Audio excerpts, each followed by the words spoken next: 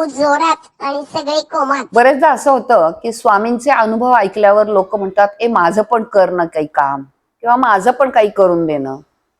पण असं शक्य आहे का? हे प्रत्येकाला काही ना काहीतरी केलंच पाहिजे, त्याच्याशिवाय तुम्हाला फळ मिळणार नाही. जसं आपण म्हणतो की कुठलंही कार्य करताना ती धडपड, ती अविश्रांत जी मेहनत ती करावीच लागते.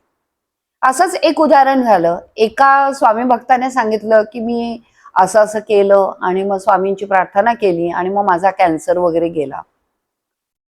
लगेचच अनेक स्वामी भक्त आले आणि म्हणाले की आम्हाला पण काहीतरी असं सांगा, काहीतरी आमच्यासाठी पण करा.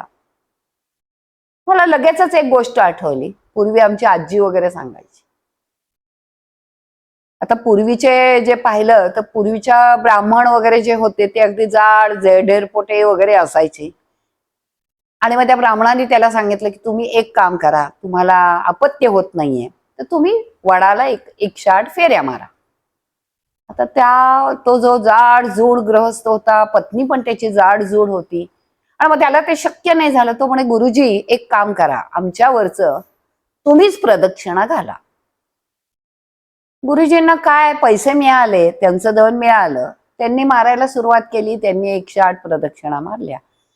पण त्याचा परिणाम असा झाला की गुरुजींचं वजन कमी झालं आणि गुरुजींना अपत्य झालं.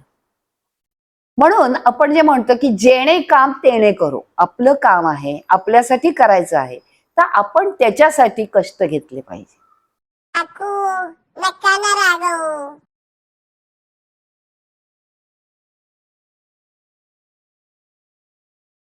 अध्यात्मावर अशीच माहिती मिळवण्यासाठी देव माझा चॅनलला सबस्क्राईब करा.